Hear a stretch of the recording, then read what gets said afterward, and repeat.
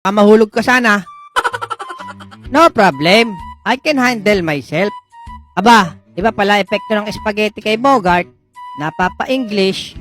Don't talk to me, boy kulot. Ano yung sa Tagalog, Bogart? Ang baho ng hininga mo, amoy utot.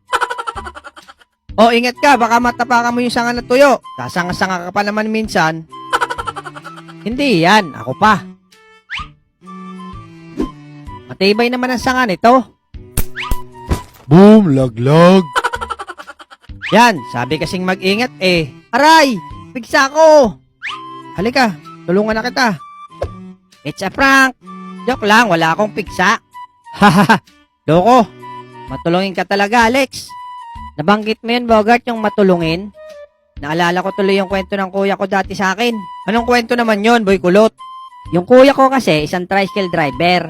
Isang gabi, may tinulungan ng kuya ko, matandang lalaki. Nakita niya sa daan. Siyempre, tinulungan niya. Ihahatid sa kanilang bahay.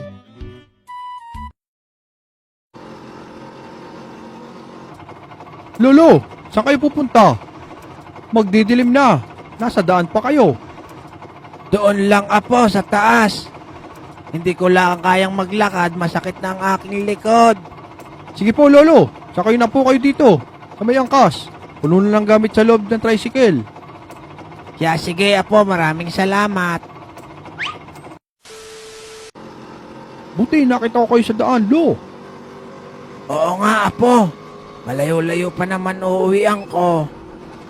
Naku, lubak. Naku, malubak talaga dito, Lo. Ala, nawala yung matanda.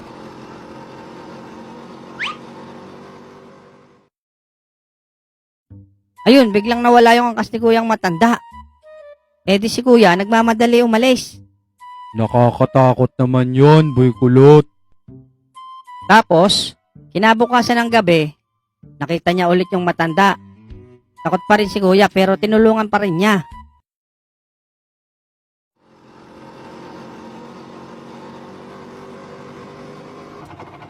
Nakakatakot man eh, pero tutulungan ko pa rin siya. Magandang gabi po, Lolo. Sasakay po ba kayo ulit? Oo apo, sasakay ulit ako.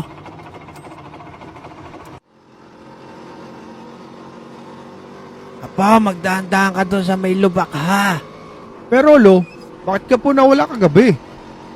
Kaya ako nawala kagabi sa tricycle.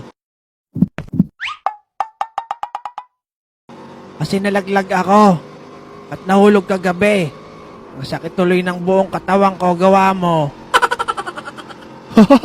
Sorry, Lo. Kala ko minumulto ko kagabi. Nalaglag pala kayo. Ay grabe. Loko-loko pala kuya mo. Kawawa naman si Lolo.